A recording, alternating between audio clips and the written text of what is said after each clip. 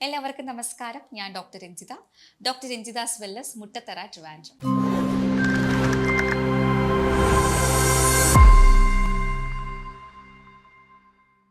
Gas, bloating, acidity നിരന്തരം നമ്മളെ ശല്യപ്പെടുത്തുന്ന ഇത്തരം ബുദ്ധിമുട്ടുകൾ എന്തുകൊണ്ടുണ്ടാവുന്നു, ഇതെങ്ങനെ പരിഹരിക്കാം എന്നതിനെ കുറിച്ച് നോക്കാം. ഞാൻ ഈ പറയുന്ന 6 കാര്യങ്ങൾ നിങ്ങളൊന്ന് ശ്രദ്ധിക്കുക. നമുക്കറിയാം, നമ്മളുടെ ഈ ഒരു കോൺസ്റ്റിപ്പേഷൻ ഉണ്ടാവുക അല്ലെങ്കിൽ ഈ വയറിൽ ദഹനം കറക്റ്റായിട്ട് നടന്നില്ല എന്നുണ്ടെങ്കിൽ അത് പല അസുഖങ്ങൾക്ക് നമുക്ക് കാരണമായേക്കാം. അതായത് ഫോർ എക്സാമ്പിൾ, ഇപ്പൊ നമ്മളൊരു കുറച്ച് കഞ്ഞി ഉണ്ടാക്കിയെന്ന് വെക്കുക. അതിപ്പോൾ നമ്മൾ ഒരു ദിവസം മൊത്തം നമ്മൾ കിച്ചണിൽ സൂക്ഷിക്കുവാണ്. അടുത്ത ദിവസം നമ്മൾ കിച്ചണിൽ കയറുമ്പോൾ എങ്ങനെ ഇരിക്കും? എന്ത് സ്മെല്ലായിരിക്കും നമുക്ക് അനുഭവപ്പെടുക? അത് അവിടുന്ന് പൊളിച്ച് നാറിയിട്ട്. സോ അതേ ഒരു മെക്കാനിസമാണ് നമ്മുടെ വയറിൽ നടക്കുന്നത്. കറക്റ്റായിട്ട് ദഹനം നടന്നില്ല എന്നുണ്ടെങ്കിൽ അവിടെ നിന്ന് ഈ കഴിക്കുന്ന ഭക്ഷണം തന്നെ ഒരു ടോക്സിനായിട്ട് മാറുന്നു. അത് സ്റ്റൊമക്കിന്റെ ലൈനിങ്സിനെ ഡാമേജ് ഉണ്ടാക്കുന്നു. ഗ്യാസ്, ബ്ലോട്ടിംഗ്, മലബന്ധം, അസിഡിറ്റി കാര്യങ്ങൾ കൂടുതലാക്കുകയും ചെയ്യുന്നു. ഇതിൽ വലിയ ഉദാഹരണമൊന്നും പറയാനില്ല, അതുകൊണ്ടാണ് ഞാൻ ഇങ്ങനെ സിമ്പിൾ ആയിട്ട് നിങ്ങൾക്ക് പറഞ്ഞു തന്നത്. സോ നമ്മളുടെ വയറിൽ കറക്റ്റായിട്ട് ദഹനം നടന്നില്ല എന്നുണ്ടെങ്കിൽ ഇത് പല അസുഖങ്ങൾക്കും കാരണമാവും. അതുപോലെ തന്നെ സ്റ്റൊമക്കിന്റെ ലൈനിങ്സ് മൊത്തത്തിൽ ഇത് ഡാമേജ് ഉണ്ടാക്കുകയും ചെയ്യും.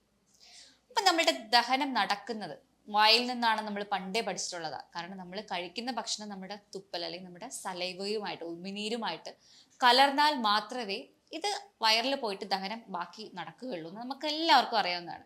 പക്ഷെ എത്ര പേരാണ് നന്നായിട്ട് ഭക്ഷണം ഇപ്പോൾ ചവച്ചരച്ച് കഴിക്കുന്നത്? അതുകൊണ്ട് നിങ്ങൾ ഇനി മുതൽ ഭക്ഷണം കഴിക്കുമ്പോൾ ഒരു 7-8 വട്ടമെങ്കിലും ഒരു പിടി ആഹാരം നമ്മളെടുത്ത് വായിൽ വെച്ച് കഴിഞ്ഞാൽ നന്നായിട്ട് ചവച്ചരച്ച് കഴിക്കാൻ വേണ്ടിയിട്ട് ശ്രമിക്കുക. അതിന് നമ്മൾ ചൂവിങ് തെറാപ്പി എന്നാണ് പറയുക.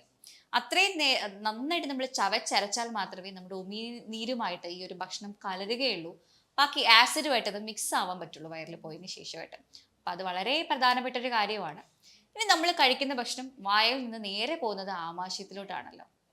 അപ്പോൾ അവിടെയാണ് സ്റ്റൊമക് ആസിഡ്സ് ഉള്ളത്. നമുക്കറിയാം, സ്റ്റൊമക് ആസിഡ് എന്ന് പറയുമ്പോൾ നമ്മുടെ ഈ ലോകത്തുള്ള ജീവജാലങ്ങളിൽ വെച്ച് മനുഷ്യർക്കാണ് ഏറ്റവും കൂടുതൽ സ്ട്രോങ് ആയിട്ടുള്ള ആസിഡ് ഉള്ളത്. pH എന്ന് പറയുമ്പോൾ 1.5 ആണ് നമ്മുടെ ആസിഡിന്റെ pH എന്ന് പറയുന്നത്. അത്രയും സ്ട്രോങ് ആണ്.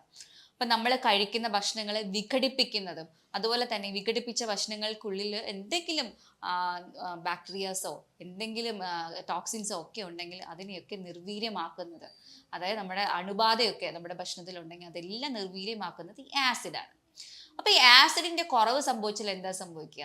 നമ്മുടെ വയറ് അസിഡിക് നേച്ചർ ആയിരിക്കുന്ന നമ്മുടെ വയർ ഒരു ആൽക്കലൈ നേച്ചറിലോട്ട് മാറുകയാണ് ചെയ്യുന്നത്. അപ്പൊ എന്താ സംഭവിക്കുക? കറക്റ്റായിട്ട് ദഹനം നടക്കുമോ? കറക്റ്റായിട്ട് ദഹനം നടക്കില്ല. കറക്റ്റായിട്ട് ഭക്ഷണം വിഘടിക്കുമോ? കറക്റ്റായിട്ട് ഭക്ഷണം വിഘടിക്കില്ല. അണുബാധകളൊക്കെ നശിക്കാൻ പറ്റുമോ? ഒന്നും നടക്കില്ല. സോ ഈ കണ്ടിന്യൂസ് ആയിട്ട് ഈ ആന്റാസിഡ് ഒക്കെ എടുത്തു കഴിഞ്ഞാൽ നമുക്ക് ഈ ഒരു അസിഡിക് എന്നുള്ളത് ആൽക്കലൈൻ നേച്ചറിലോട്ട് മാറാനായിട്ടുള്ളൊരു കാരണമാണത്. പിന്നെ അത് ഇല്ലാണ്ട് നമുക്ക് ആന്റാസിഡ് എടുക്കാണ്ട് നമുക്ക് ദഹനം നടക്കാത്ത ഒരു അവസ്ഥയിലോട്ടും സാവധാനം അത് മാറിപ്പോകുന്നതായിട്ട് കാണുന്നുണ്ട്. അപ്പൊ ഈ 2 കാര്യങ്ങൾ മനസ്സിലായില്ലോ. നമ്മൾ ഭക്ഷണം നന്നായിട്ട് ചവച്ചരച്ച് കഴിക്കുക. നമുക്ക് ആമാശയത്തിലോട്ട് പോയി കഴിഞ്ഞാൽ സ്റ്റൊമക് ആസിഡുമായിട്ട് ഭക്ഷണം മിക്സ് ആയാൽ മാത്രമേ നമുക്ക് ദഹനം നടക്കുകയുള്ളൂ. അപ്പോൾ ആസിഡിന്റെ pH കുറയുന്നത് അതൊരു പ്രധാന കാരണമാണ്. ആൽക്കലൈൻ നേച്ചറിലോട്ട് മാറിക്കഴിഞ്ഞാൽ കറക്റ്റായിട്ട് ദഹനം നടക്കത്തില്ല എന്നുള്ളത് നിങ്ങൾ അറിഞ്ഞിരിക്കേണ്ട ഒരു പ്രധാനപ്പെട്ട കാര്യമാണ്. അതുപോലെ തന്നെ രണ്ടാമത്തെ കാര്യം എന്ന് പറഞ്ഞാൽ വയറിൽ കുടലിനുള്ള ചലനം എന്ന് പറയും. നമുക്ക് എല്ലാവർക്കും ഒരു പെരിസ്റ്റാൾട്ടിക് മൂവ്മെന്റ്സ് ഉണ്ട്. അപ്പൊ നമ്മൾ കെട്ടിക്കിടക്കുന്ന ഭക്ഷണം, അതായത് കുടലിൽ കെട്ടിക്കിടക്കുന്ന ഭക്ഷണങ്ങൾ മൂവ് ചെയ്യാൻ സഹായിക്കുന്നത് ഈ ഒരു പെരിസ്റ്റാൾട്ടിക് മൂവ്മെന്റ്സ് ആണ്. ഈ ഒരു രീതിയിലുള്ള മൂവ്മെന്റ്സ് ആണ്. അത് ഈ ഒരു മൂവ്മെന്റ്സ് കാരണമാണ് ഭക്ഷണം ചലിക്കുന്നത്. അപ്പോൾ ഈ ഒരു ചലനത്തിന് സഹായിക്കുന്നത് നമ്മളുടെ ഗട്ടിൽ ഉൽപ്പാദിക്കപ്പെടുന്ന സെറട്ടോണിൻ എന്ന് പറയുന്ന ഒരു ഹോർമോണാണ്. നമ്മൾ വിചാരിക്കുന്നത് സെറട്ടോണിൻ ഒരു ഹാപ്പി ഹോർമോൺ ആണ്, അതുപോലെ ഒരു ബ്രെയിൻ ഹോർമോൺ എന്നാണ്. ശരിക്കും പറഞ്ഞാൽ സെറട്ടോണിന്റെ 95% സെക്രീഷൻ നടക്കുന്നത് നമ്മുടെ ഗട്ടിലാണ്. ഗട്ടിൽ നിന്നും സെക്രീഷൻ നടന്നതിന് ശേഷമാണ് ബ്രെയിനിലോട്ട് ട്രാൻസ്പോർട്ട് ചെയ്തിട്ട് അതൊരു ബ്രെയിൻ ഹോർമോൺ ആയിട്ട് മാറുന്നത്. അപ്പോൾ ഈ ഒരു സെറട്ടോണിൻ ഹോർമോൺ ആണ് ഈ ഒരു പെരിസ്റ്റാൾട്ടിക് മൂവ്മെന്റ്സ് സഹായിക്കുന്നത്. അപ്പോൾ ഈ ഒരു ഹോർമോൺസിന്റെ കുറവ്, എങ്ങനെ ഈ ഹോർമോൺസിന്റെ കുറവ് വരുന്നതെന്ന് വെച്ചാൽ, ഈ ഒരു ഹോർമോണിന്റെ സെക്രീഷന് സഹായിക്കുന്നത് നല്ല പ്രോബയോട്ടിക്സ് ആണ്. നമ്മൾ എപ്പോഴും പറയുന്ന പോലെ നല്ല ഗഡ് ബാക്ടീരിയാസ് വേണം. ഗഡ് ബാക്ടീരിയാസ് ആണ് ഈ ഒരു ഹോർമോൺസിനെ ഉൽപ്പാദിപ്പിക്കപ്പെടുന്നത്. അപ്പൊ ഗഡ് ബാക്ടീരിയസിന്റെ കുറവുണ്ടെങ്കിൽ നമുക്ക് ഹോർമോൺ കറക്റ്റായിട്ട് ഉൽപ്പാദിക്കപ്പെടില്ല. അതുമൂലം നമുക്ക് ഈ ഒരു ഗ്യാസ്, ബ്ലോട്ടിംഗ് അധികമായിട്ട് ഉണ്ടാവും. ദഹനക്കുറവ് നമുക്ക് അനുഭവപ്പെടും.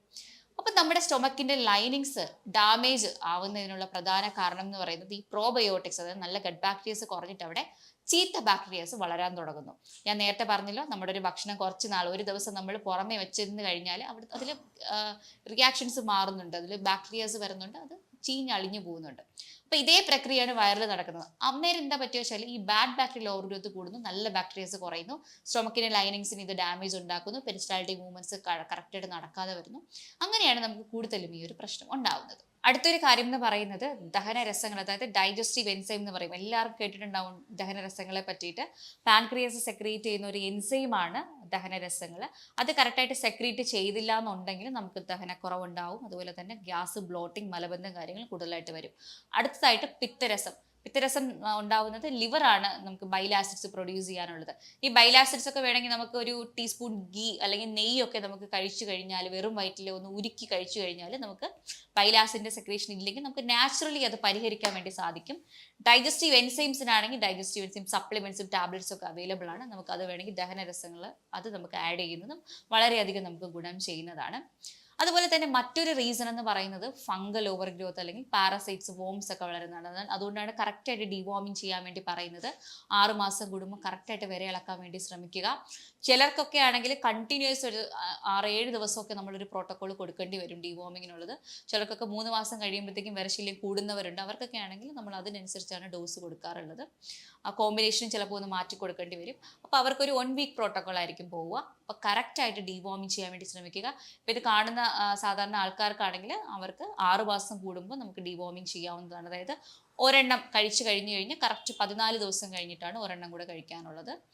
പാൽബെൻഡസോളോ നമുക്ക് ആയുർവേദത്തിൽ ഹോമിയോ ഏത് വേണമെങ്കിലും നമുക്ക് ട്രൈ ചെയ്യാവുന്നതാണ്. അത് എടുക്കാൻ വേണ്ടിയിട്ട് ശ്രമിക്കുക. ഗട്ട് ക്ലീൻ ചെയ്ത് വെക്കാൻ വേണ്ടി ശ്രമിക്കുക. ഇനി ഫംഗൽ ഓവർ ഗ്രോത്ത്, അതിന് നമ്മൾ സിഫോ എന്ന് പറയും, small intestine fungal over growth എന്ന് പറഞ്ഞൊരു കണ്ടീഷനുണ്ട്. പൂപ്പൽ നമുക്ക് കുടലിൽ, ചെറുകുടലിൽ അധികമായിട്ട് വന്നു കഴിഞ്ഞാൽ ഇതുപോലെ ഗ്യാസ്, ബ്ലോട്ടിങ് അധികമായിരിക്കും. അതിന് നമ്മൾ കൊടുക്കുന്നത് ഒരു ഹെർബൽ കോമ്പിനേഷനാണ്. ഒരു 3 months കൊണ്ട് നമുക്ക് കംപ്ലീറ്റ് ആയിട്ട് ക്യൂർ ചെയ്യാൻ പറ്റും. ഇതിന്റെ ഭാഗമായിട്ട് നമ്മൾ ഈ ടങ്കിലൊക്കെ നോക്കുമ്പോൾ, നമ്മൾ നാവിൽ നോക്കുമ്പോൾ നമുക്കൊരു വൈറ്റ് കോട്ടിങ് നാവിൽ കണ്ടുവരുന്നുണ്ട്. അതുപോലെ തന്നെ വിട്ടുമാറാത്ത താരൻ നിങ്ങൾക്ക് ഉണ്ടെങ്കിൽ, നമ്മൾ എത്രയൊക്കെ ഷാമ്പൂസും ആൻറ്റി ഡാൻഡ്രഫ് ഷാമ്പൂസും പാക്സ് ഒക്കെ ട്രൈ ചെയ്തിട്ട് നമുക്ക് ചേഞ്ചസ് ഇല്ല എന്നുണ്ടെങ്കിൽ നമ്മൾ ശ്രദ്ധിക്കാനുള്ളത് ഫംഗൽ ഓവർ ഗ്രോത്ത് ഉണ്ടാവാം, അതുകൊണ്ടായിരിക്കാം വരുന്നതെന്നുള്ളത്. അപ്പോൾ നമ്മൾ ഫംഗസിനെ ക്ലിയർ ചെയ്യാനുള്ള കാര്യങ്ങൾ ചെയ്യണം.